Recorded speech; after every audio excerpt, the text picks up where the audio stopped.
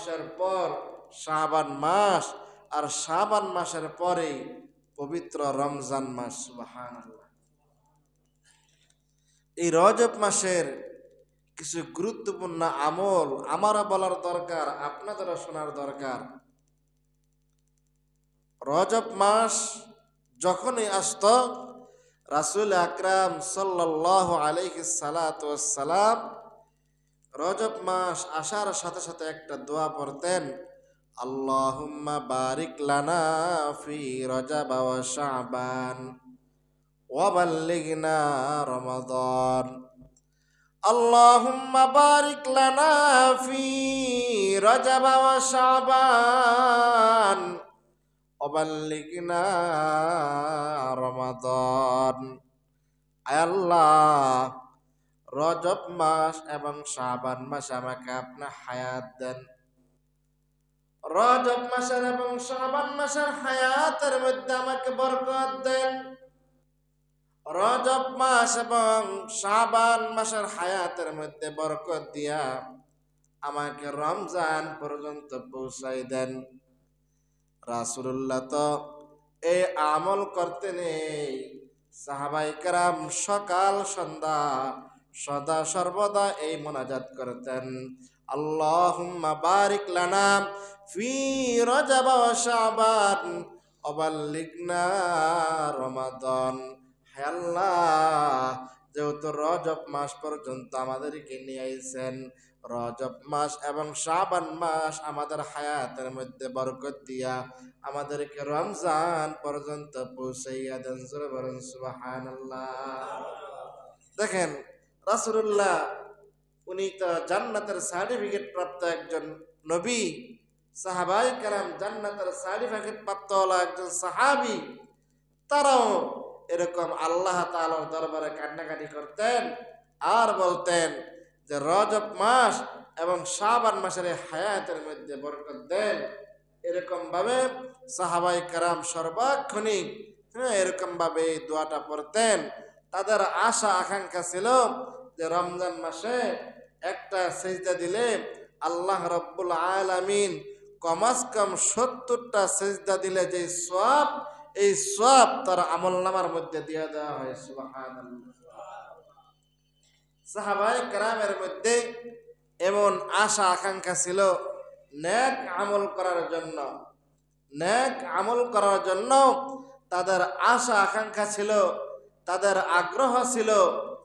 তা সাহাবায়ে কেরাম সর্বক্ষণই খেয়াল করতেন, আহারে আমি সকালবেলা ঘুম থেকে ওইটা ফজরের নামাজ আদায় করলাম, এরপরে ফজরের নামাজ পড়া দিনের কাজ কোনটা আগে করা যায়। ভাইয়েরা আমার, আইনুহু আইনুল্লাহ, রিজালুহু রিজালুল্লাহ, লিসানুহু লিসানুল্লাহ, উযনুহু উযনুল্লাহ। ওই হাত তো আল্লাহর হাত, যে হাত দ্বারা আল্লাহর কাজ করা হয়। ওই চোখ তো আল্লাহর চোখ, যেই চোখ দিয়ে আল্লাহ তাআলার গুনাহ এরকম নিয়ামত দেখা হয়, আল্লাহ তাআলার কোরআন দেখা হয়। ওই কান তো আল্লাহ তাআলার কান, যেই কান দ্বারা সর্বক্ষণিক কোরআনে কারীমের তেলাওয়াত শোনা হয়।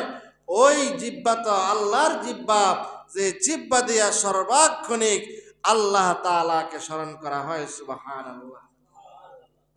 আমাদের উজানির কারি ইব্রাহিম সাহেব রহমতুল্লাহি আলাইহির নাম শুনছি আমরা, জগৎ বিখ্যাত ওলি ছিলেন। উজানির কারি ইব্রাহিম সাহেব রহমতুল্লাহি আলাইহি, উনি ওনার অঞ্চলে গেলেন, সেই কচুয়া। যাওয়ার পরে সেখানে মাদ্রাসায় থাকতেছেন। ওনার একজন কাছের ছাত্র ছিল চরমুনার যে মরহুম পীর সাহেব সৈয়দ ইসহাক রহমতুল্লাহি আলাইহি, বর্তমান পীর সাহেবের দাদা, বর্তমান পীর সাহেবের দাদা সৈয়দ ইসহাক রহমতুল্লাহি আলাইহি, উনি উজানের কারি ইব্রাহিম সাহেব রহমতুল্লাহি আলাইহির ছাত্র ছিলেন, মুরিদ ছিলেন। বর্তমান সৈয়দ মুফতি রাজাউল করিম সাহেবের দাদা সৈয়দ ইসহাক রহমতুল্লাহি আলাইহি উজানির কারি ইব্রাহিম সাহেব রহমতুল্লাহি আলাইহির মুরিদ ছিলেন। মুরিদ থাকাকালীন কারি ইব্রাহিম সাহেব রহমতুল্লাহ আলাই ওনার জীবন ইতিহাসের মধ্যে লেখা হয় যে ওনাদের বাড়িটা যেখানে, এখানে কিন্তু এখন পর্যন্ত জঙ্গল। এখানে কি এখন পর্যন্ত জঙ্গল, চতুর্দিকে দিনের বেলা মানুষ হাঁটতে পারবে না, অথচ হাজার হাজার ছাত্র মাদ্রাসায়, তারপর জঙ্গলের মতোই কি লাগে। তৎকালীন সময়ে তার জঙ্গল ছিল। কারি ইব্রাহিম সাহেব রহমতুল্লাহ আলাই উনি বললেন যে এখানে কি কোনো মসজিদ নাই? তো বলে হ্যাঁ একটা মসজিদ তো আছে, এটা জঙ্গলের ভিতরে। তো ওনার আত্মীয় স্বজন বললেন, বাবা তুমি দেশের বাইরে লেখাপড়া করে আসছো সৌদি আরব, এখান থেকে আর তোমার ওই মসজিদে যাওয়ার দরকার নেই, এই মসজিদে অন্য প্রাণীরা থাকে। উনি দেখেন কেমন বড় বুজুর্গ, উনি বলে যেই কোনো প্রাণী থাকুক না কেন, যদি মসজিদ হয় মসজিদের মধ্যে ইবাদত করবে একমাত্র মানুষ। জোরে বলে, কোন হিংস্র প্রাণীর জায়গা নয়, মসজিদের মধ্যে ইবাদত করবে মানুষ। ঠিক কারি ইব্রাহিম সাহেব রহমতুল্লাহ আলাই উনি এই মসজিদের মধ্যে গেলেন, গিয়া দেখে একটা বাঘ তার 2 থেকে 5টা বাচ্চাকে দুধ খাওয়াইতেছে। সুবহানাল্লাহ। কারি ইব্রাহিম সাহেব রহমতুল্লাহ আলাই বাঘের সামনে গিয়ে দাঁড়ায়। বাঘের সামনে গিয়ে দাঁড়ানোর পরে বাঘকে ডাক দিয়া বলে, ও বাঘ, এটা তো আল্লাহ রাব্বুল আলামিনের ঘর, মসজিদ। এই মসজিদের মধ্যে তোমার জায়গা নাই, এখানে আল্লাহর বান্দারা আল্লাহর গোলামি করবে, আর তোমার জায়গা জঙ্গলার মধ্যে, তুমি জঙ্গলার মধ্যে গিয়ে সেখানে আল্লাহর গোলামি করবে। জোরে বলেন সুবহানাল্লাহ। এই কথা বলতে দেরি বাঘটা ওলান থেকে বাচ্চাদেরকে সারিয়া কেমন করে জানি কারি ইব্রাহিম সাহেব রহমতুল্লাহ আলাইকে সারিয়া দিয়া বলেন, শায়েখ আপনি আমার বাচ্চাগুলা আমার কাঁধের উপরে উঠাই দেন। উজানের কারি ইব্রাহিম সাহেব রহমতুল্লাহ আলাই বাঘের বাচ্চাগুলা বাঘের কাঁধের উপরে উঠাই দিছে। বাঘ আস্তে আস্তে জঙ্গলার মধ্যে চলে গেছে। জোরে বলেন সুবহানাল্লাহ। ভাইরা আমার, উজানের কারি ইব্রাহিম সাহেব রহমতুল্লাহ আলাই এই মসজিদের মধ্যে থাকতে লাগলেন, নামাজ কালাম পড়তে লাগলেন। উনি তো জজবালা মানুষ, একজন রাখাল রাস্তা দিয়ে হাইটা যায়। রাস্তা দিয়ে হাইটা যাওয়ার পরে ওই রাখাল কারি ইব্রাহিম সাহেব রহমতুল্লাহ আলাইকে বলতেছে, দেখ কেমন পাগল, সকাল সন্ধ্যা খালি রাস্তাঘাটের মধ্যে জিকির করে। কারি ইব্রাহিম সাহেব রহমতুল্লাহ আলাই এমন জিকির করতেন, কিতাবের মধ্যে পাওয়া যায় উনি যখন ঘুমাই থাকতেন ওনার প্রত্যেকটা অঙ্গ পতঙ্গ আল্লাহ রাব্বুল আলামিনের জিকির করতে। জোরে বলেন সুবহানাল্লাহ। শুধু তাই নয়, ওই রাখাল কথাটা অ্যাকশন করে বলছেন, দেখ কেমন পাগল, কেমন পাগল রাস্তা দিয়া যায় জিকির করে, এমন পাগল তো জানির জমিনে কোনোদিন দেখি নাই। কারি ইব্রাহিম সাহেব রহমতুল্লাহ আলাই রাখালের দিকে নজর করে নাই, ওই রাখালের যে গরু আছে গরুর দিকে নজর করতেছে। গরুর দিকে যখন নজর করছে তখন গরুর ভিতর থেকে কেমন জানি আল্লাহ আল্লাহ জিকির আসতেছে। ভাইয়েরা আমার, শুধু তাই নয়, কারি ইব্রাহিম সাহেব রহমতুল্লাহ আলাইহির খুব কাছের ছাত্র ছিল চরমুনার মরহুম ইসহাক রহমতুল্লাহ আলাই, বর্তমান পীর সাহেবের দাদা ইসহাক রহমতুল্লাহ আলাই একদিন ওই মসজিদের মধ্যে জিকির করতেছিলেন। এশার নামাজ পড়িয়া জিকির করবেন। কারি ইব্রাহিম সাহেব রহমতুল্লাহ আলাই একদিন ইসহাক রহমতুল্লাহ আলাইকে ডাক দিয়া বলে, ইসহাক আজকে তুমি মাদ্রাসায় ঘুমাবা, মসজিদের মধ্যে ঘুমাইবা না। কি ব্যাপার? বলে আজকে আমি মসজিদের মধ্যে আসবো, তুমি আসবা না। ইসহাক রহমতুল্লাহ আলাই বলে, হুজুর এত জঙ্গলের মধ্যে একা একা থাকবে, হুজুরকে আমি রাখি, আমি মসজিদের মধ্যে ঘুমাইতে পারি না, এমন আদর্শবান ছাত্র আমি না। হুজুর যখন মসজিদের মধ্যে থাকবে, আমি তার পাশে জঙ্গলার মধ্যে থাকব। ঠিক এশার নামাজ আদায় করিয়া কারি ইব্রাহিম সাহেব রহমতুল্লাহ আলাই বাড়িতে গেলেন। বাড়ি থেকে আসিয়া কেমন করে জানি মসজিদের জানলাগুলা লাগাই দিলেন, দরজাগুলা লাগাই দিলেন। পাশে কিন্তু বিশাল বড় জঙ্গল, গাছ গালি দেখা যায়। ওই গাছ গাছালির মাঝখানে ইসহাক রহমতুল্লাহ আলাই লুকায় রাখলেন। ইসহাক রহমতুল্লাহ আলাইহের মনের হালত হলো, যদি রাত্রে বেলা কোন হিংস্র প্রাণী আমার পীর সাহেবকে, আমার উস্তাদকে কারি ইব্রাহিম সাহেব রহমতুল্লাহ আলাইকে কোন হিংস্র প্রাণী আক্রমণ করে, আমি ওই হিংস্র প্রাণী থেকে আমার উস্তাদকে রক্ষা করব। এমন মুহূর্তে দরজা লাগাই দিছে, ভিতর থেকে কেমন জানি আকাশ যেমন বিজলি মারা ঠিক তেমন আওয়াজ হইতেছে। জোরে বলেন সুবহানাল্লাহ। এরকম ভাবে ইসহাক রহমতুল্লাহ আলাই একটু কাছে আইসা দেখেন, মসজিদ তো আর মসজিদের জায়গায় নাই, মসজিদ কেমন করে জানি জিকিরের তালে তালে লাফাইতেছে। জোরে বলেন সুবহানাল্লাহ। ভাইরা আমার, শুধু তাই নয়, মরহুম ইসহাক রহমতুল্লাহ আলাই একটু জানলা দিয়া খেয়াল করলেন, ভিতরে কি দেখা যায়।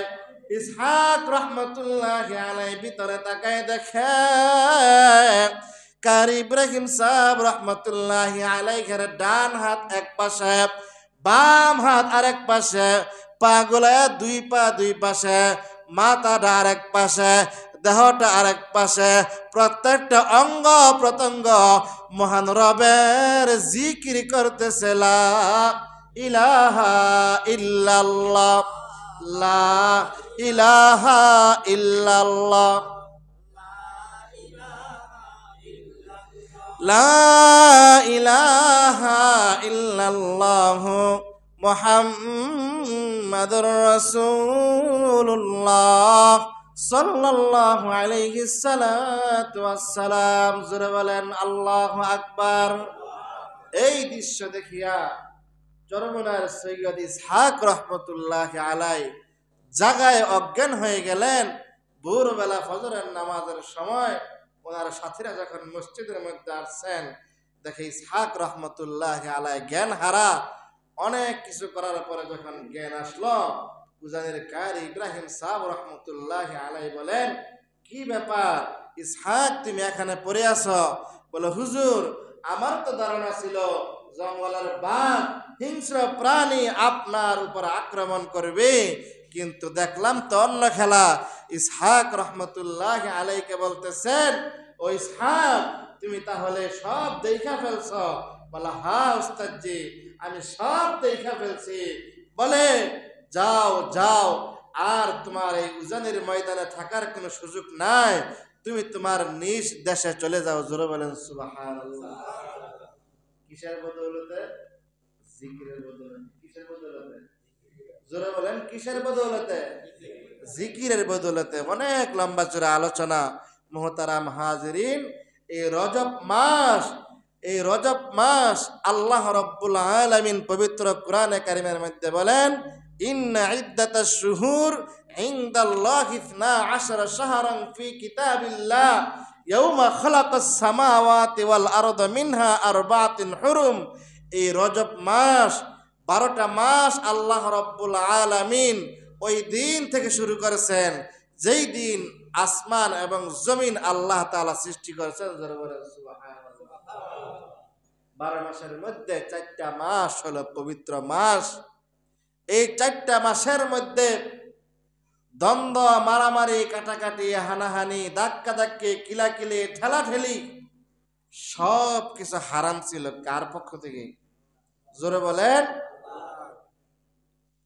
আরবাতুন হুরুম, এই মাসের মধ্যে ঠেলাঠেলি, ধাক্কাধাক্কি, মারামারি, রক্ত, ক্ষতবিক্ষত, দাঙ্গা হাঙ্গামা, ফিতনা ফাসাদ সব কিছু হারাম ছিল 4টা মাস। এর মধ্যে একটা মাস হলো রজব মাস। আজকে রজব মাসের 9 তারিখ। যখন এই রজব মাস আসতো তখন রাসূলুল্লাহ নিজে এই দোয়া পড়তেন। মনে আছে নিও? কোন দোয়াটা কোনতে দিই সবাই? আল্লাহুম্মা বারিক লানা ফি রজব ওয়া শাবান ওয়া বাল্লিগনা রমাদান। আয় আল্লাহ, রজব পর্যন্ত আপনি আমাদেরকে হায়াত দিয়েছেন। আয় আল্লাহ, রজব এবং শাবান মাসের হায়াতের মধ্যে বরকত দিয়া আমাদেরকে রমজান পর্যন্ত পৌঁছায় দেন। অর্থাৎ সাহাবায়ে কেরামের দিলত হালত ছিল এমন, রমজান মাসে যদি একটা রুকু করতে পারে 70টা রুকুর সমান, যদি একটা সেজদা দিতে পারে 70টা সেজদার সমান, যদি 1 রাকাত নফল নামাজ আদায় করতে পারি 1 রাকাত ফরজ নামাজের সওয়াব যদি আল্লাহ রাব্বুল আলামিনের দরবারে রমজান মাস পাইয়া রমজান মাসে একবার সুবহানাল্লাহ বলি, একবার সুবহানাল্লাহ বলার বিনিময়ে আমার আল্লাহ আপনার আমার আমলনামায় 70 বার সুবহানাল্লাহর সওয়াব লেখা দিবেন। সাহাবায়ে কেরামের দিলের হালত ছিল এমন, কিন্তু আমাদের দিলের হালত এত পচা, এত নোংরা, যা কল্পনার বাহিরে। আমাদের দিলের অবস্থাকে একটু শুনবেন। মিয়া সাহেব, যেই কপাল দিয়া আল্লাহ তাআলার দরবারে সিজদা দেওয়া যায় না, ওই কপাল তো কপাল না। যেই কান দিয়া কোরআন কারীমের তেলাওয়াত শোনা যায় না, ওই কান তো কান না।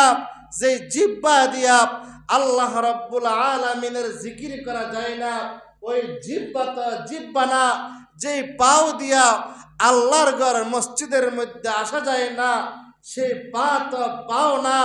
যে হাত দিয়া কোরআনে কারীম ধরা যায় না, তসবির দানা ধরা যায় না, ওই হাত তো হাত না। মুহতারাম হাজিরিন, আপনার আমার এই হাত তখন এই হাত হবে যখন আমার হাত দিয়া তসবির দানা গোনা হবে। আমার কান তখন এই কানের গ্রহণযোগ্যতা পাবে যখন আমার কান দিয়া ভালো কথা, দ্বীনি কথা শ্রবণ করা যাবে। আমার পা তখন এই আল্লাহ তাআলার দরবারে গ্রহণযোগ্যতা পাবে যখন আমার পা দিয়া মসজিদের মধ্যে যাওয়া যায়, মাদ্রাসামুখী হওয়া যায়, আলেমমুখী হওয়া যায়। আমার এই দেহ দিয়া তখন এই আল্লাহ রাব্বুল আলামিনের দরবারে আমি প্রাধান্য পাবো যখন আমার এই দেহটা হক্কানি কোনো উলামায়ে কেরামের দেহের বুকের সাথে লাগবে, হক্কানি কোনো উলামায়ে কেরামের সাথে আমি জড়ব, হক্কানি উলামায়ে কেরামের সাথে আমি মিশব। মুহতারাম হাজিরিন, আমাদের সমাজের হালত এমন, অনেক সময় আক্ষেপ কইরা বলে, আরে অমুক কান্দা যদি আমার বায়ে জায়গাটা ব্যস্ত, অমুক কান্দা যদি আমার বাতি যায় জায়গাটা ব্যস্ত, তাহলে মিল কইরা থুইয়া গেলে আমার আর কোনো চিন্তা ছিল না। মইরা গেল কি পাইতাম, মইরা গিয়া শান্তি পাইতাম। তার মানে কি, বায়ে জায়গা বেছে না দেখা হ্যাঁ মরে না। জায়গা বেচলে কি কর লইলে, আমার কথা বলে বুঝেন নাই?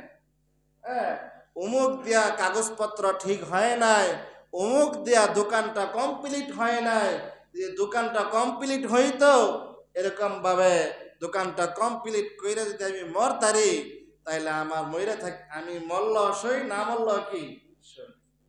দুনিয়ার আক্ষেপ এমন, কারো যদি এরকম ছেলে বিবাহ করায়, ছেলে বিবাহ করানোর পরে অনেকের আশা আকাঙ্ক্ষা থাকে, বলে ভাই আমার আর কোনো টেনশন নাই, যদি আমার ভূতের ঘরের নাতির একটা চেহারা দেখতে দিতারি, আমি মইরা গিয়েও কি জোরে কান, মইরা গিয়েও শান্তি।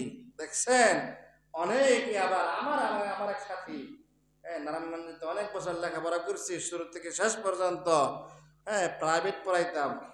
আমি বলি এত তাড়াহুড়া কিসের, এত তাড়াহুড়া কিসের? এই কয়দিনের মধ্যে আমার ফুলারে বিয়া করানোই লাগবে। এত তাড়াহুড়া, হুজুর জানেন না, ঘরের মধ্যে ঢুকলে আর শান্তি নাই। আমি তো ভাবছি মনে হয় বউর প্যারা, ঠিক না? অনেক সময় বিবি সাহেবের প্যারাও থাকে। কিন্তু ওই লোক একদিন আমাকে দইরা বলতেছে, হুজুর আমার আব্বা ঘরের মধ্যে ঢুকলোই খালি কয়, তুই আমার মনের আশাটা পূর্ণ করতি না রে। কি আব্বা কি হইছে? আমি আমার নাতির বউটা দেখে যেতাম। তার মানে ওই মুরব্বী দাদা তার নাতির বউ দেখার লাগিয়া সে মরতাছে না। সে বলে যদি আমার নাতির বউর মুখখানা আমি দেখে মরি, মইরা গিয়াও কি, জোরে বলেন, মইরা গিয়াও শান্তি। মনে হইতেছে ফেরেশতারা তাকে এক নাম্বার জিজ্ঞাসা করব যে আপনার ভূতের বউর নাম কি, আপনার নাতির বউর নামটা কি, আপনার নাতির বউর বয়সটা কত, আপনার নাতির বউর চেহারাটা কেমন, এমনই যে মনে হইতেছে। অথচ সাহাবায়ে কেরামের দিলের হালত ছিল এমন, সাহাবায়ে কেরাম আল্লাহ তাআলার কাছে সর্বক্ষণিক দোয়া করতেন যে আমার এই কপাল দিয়া যেন আরো একটা সিজদা বাড়ানো যায়, আমার এই পা দিয়া যেন আরো এক ওয়াক্ত বেশি মসজিদের মধ্যে দেওয়া যায়, আমার এই হাত দিয়ে যেন দ্বীনের খেদমত হয়, আর একবার যদি আমার জবান দিয়া সুবহানাল্লাহ বলি তাহলে আমার জান্নাতে একটু আরামের ব্যবস্থা হবে। সাহাবায়ে কেরামের দিলের হালত ছিল দুনিয়ার মধ্যে নেক হায়াত চাই আখিরাত কামানোর জন্য, আর আমরা হায়াত চাই আল্লাহ তাআলার কাছে দুনিয়া কামানোর জন্য। জোরে বলে, সবাই দুনিয়ার তালা, ইমাম সাহেব সহ উনি বাদে না, ছেলে মেয়ের ভবিষ্যৎ, ভাই বারাদারের ভবিষ্যৎ, নায়নাতের ভবিষ্যৎ পর্যন্ত আমরা করে দিতে চাই। অথচ হাদিসের মধ্যে আসছে আল কোরআন হুজ্জাতুল লাকা আও আলাইকা, কোরআন আমার পক্ষে অথবা বিপক্ষে সাক্ষী দিবে। কোরআন আমার পক্ষে সাক্ষী দিবে কখন? কোরআন আমার পক্ষে সাক্ষী দিবে তখন যখন পূর্ণাঙ্গভাবে আমি কোরআনের পথে চলি। জোরে বলেন, এটাও কি মিছা কথা কইছি? এই কোরআন আমার পক্ষে আপনার বিপক্ষে সাক্ষী দিবে। এই জন্য মুহতারাম হাজিরিন, এই শীতের মৌসুম আল্লাহ তাআলা কি জন্য দিলেন? আমরা অনেকেই বলি হুজুর রাত্র অনেক বড়, ঘুমাইয়া শেষ করা যায় না। আরে মিয়া সাহেব, এই শীতের মৌসুমে আল্লাহ তাআলা রাত্রটা দিছে ঘুমানোর জন্য নয়, আল্লাহ তাআলা এই রাত্রটা দিছে, লম্বা রাত্র দিছে, যে রাত্রে তুমি বেশি বেশি আমি মালিকের দরবারে কান্নাকাটি করবা, আমি মালিকের দরবারে দুইখানা বেশি সেজদা দিবা, আমি মালিকের দরবারে একটু বেশি জিকির করবা। দিনটা অনেক ছোট, এই যে সামনে রমজান মাস আসতেছে, 30টা রোজা রাখতে হবে লাগাতার। এই জন্য লাগাতার রোজা রাখতে কষ্ট হয়। এই জন্য রজব মাস আর শাবান মাসের মধ্যে আমি আপনি রোজা রাইখা রাইখা অভ্যেস করা, যদি সপ্তাহে একটা রোজা রাখি, এক মাসে 4টা, আরেক মাসে 4টা, যদি 2 মাস মিল্লা এরকম ভাবে 8টা রোজা রাখি, তাহলে পরবর্তী 30টা রোজা রাখতে সহজ হইব না কষ্ট হইব? জোরে বলে, এই বড়টা আমরা বুঝি। এই জন্যই রজব মাস হলো ইবাদতের মাস। শুধু ইবাদতের মাস নয়, রমজান আর কয়দিনের আছে, কয়দিন পরে রমজান প্রবেশ করবে। রমজানকে আমরা কিভাবে স্বাগতম জানাবো? কোরআন তেলাওয়াতের মাধ্যমে, না দুরুদের মাধ্যমে, না জিকিরের মাধ্যমে, না ইস্তেগফারের মাধ্যমে আমরা পবিত্র মাহে রমজান মাসকে আহলান সাহলান মারহাবান তৈয়বান জানাবো। এটা ফিকির করা, এটা কখন ফিকির করবেন? আমরা তো অনেক সময় দেখা যায় দুনিয়ার ক্ষেত্রে অনেক চালাক, আখিরাতের ক্ষেত্রে আমরা শুধু বোকা আর বোকা। এই মিয়া সাহেব, আপনি আমার লগে হারতেছেন, অপর এক ভাইয়ের লগে হারতেছেন, বাজারে যাইতেছেন, ক্ষেত খামারে কাজ করতেছেন, আপনি যদি আপনার ওই পাশে যিনি আছে ওনাকে জিজ্ঞাসা করেন, কিরে রোজার আর কতদিন আছে, এই যে হিসাব নিকাশ করলেন, আল্লাহ রব্বুল আলামিন বলে যে বান্দা আমলের ফিকির করিয়া দিন তারিখ জিজ্ঞাসা করে, আমি ওই কথার বিনিময়ে তার আমল নামার মধ্যে সব লিখে দেই। জোরে বলেন সুবহানাল্লাহ। একটু ফিকির করা, সবে বেরাত কবে, সবে মেয়ারাজ কবে, একটু ফিকির করা, জানা হুজুর সামনে রমজান মাস আসতেছে, আমার একটা তসবিহ দেন, হুজুর রমজান মাস আসতেছে, আমার একটা কিছু শিখাই দেন না, আমি রমজানকে স্বাগতম জানাই, আমি একটু শিখি, আমি একটু পড়ি। দুনিয়া তো কামাইলাম, নিজে কামাইলাম, সন্তানদেরকে কামাই দিলাম, বাড়ি কইরা দিলাম, ঘর কইরা দিলাম, দোকানপাট কইরা দিলাম, আসেন একটু আখিরাতের ফয়সালা করি। এগুলি একটাও আমাদের মধ্যে আছে? হ্যাঁ জোরে কোন আছে? হুজুরে কিছু বুঝেই না, হুজুরে ব্যাককল এগুলি দেখেন আমগো কাম দরকার হইলে এইটা। মোহতারাম হাজিরিন, এই জন্য আসেন একটু ইসলামের দিকে দাবিত হই, নামাজের দিকে দাবিত হই, রোজার দিকে দাবিত হই, জিকিরের দিকে দাবিত হই। আপনি আমি যদি জিকিরের দিকে দাবিত হই, তাহলে রাসূলুল্লাহ সাল্লাল্লাহু আলাইহি সাল্লাম বলেন, মাসালুল্লাযী ইয়াযকুরু রাব্বাহু ওয়াল্লাযী লা ইয়াযকুরু মাসালুল হাই।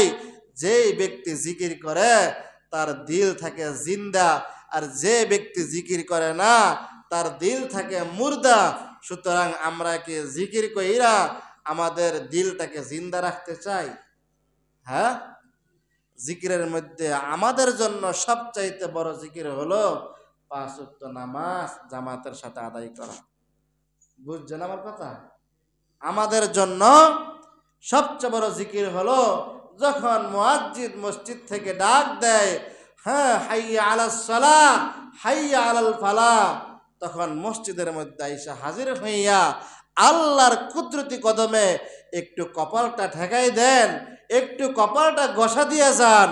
হাসরের ময়দানে আল ইয়াউমা নাখতিমু আলা আফওয়াহিহিম ওয়া তুকাল্লিমুনা আইদিহিম ওয়া তাশহাদু আরজুলুহুম বিমা কানু ইয়ামালুন। হাসরের ময়দানে আপনার আমার জবানটা তালা মারে দেওয়া হবে, আমার হাত আমার বিরুদ্ধে সাক্ষী দিবে, আমার পা আমার বিরুদ্ধে সাক্ষী দিবে, আমার চোখ আমার বিরুদ্ধে সাক্ষী দিবে, আমার ঠোঁট আমার বিরুদ্ধে সাক্ষী দিবে, আমার কান আমার বিরুদ্ধে সাক্ষী দিবে, আমার দেহ আমার বিরুদ্ধে সাক্ষী দিবে। একজন কবিতা বলেন, 10 বগুয়াদ মানচুনি 10 দিদা আম, 10 বগুয়াদ মানচুনি 10 দিদা আম, লব্বা গোয়াদ মানচুনি বুসিদা আম, 10 বগুয়াদ দিদা আম সুয়ে হারাম, জবা গোয়াদ চিদা আম সামরুল কালাম। একজন কবি বলেন, আরে তোমার হাত পা চোখ কান মাথা চুল তো অনেক দূরের কথা, তোমার শরীরের চামড়া শুধু চামড়া নয়, শরীরের মধ্যে সবচাইতে পাতলা চামড়া হলো ঠোঁটের চামড়া। হ্যাঁ, ঠোঁটের চামড়া সবচাইতে পাতলা না? এই ঠোঁটের চামড়াও আপনার আমার বিরুদ্ধে সাক্ষী দিবে। যদি আমার প্রত্যেকটা অঙ্গ প্রত্যঙ্গ আমার বিরুদ্ধে সাক্ষী দেয়, তখন আমার ভয়াবহ অবস্থা হবে। আর যখন এই ভয়াবহ অবস্থা হবে, 1000 বছর পর্যন্ত আল্লাহ তাআলার দরবারে কান্নাকাটি করবো, আয় আল্লাহ আমার পিপাসা লাগছে, আমাকে একটু খাবার দেন।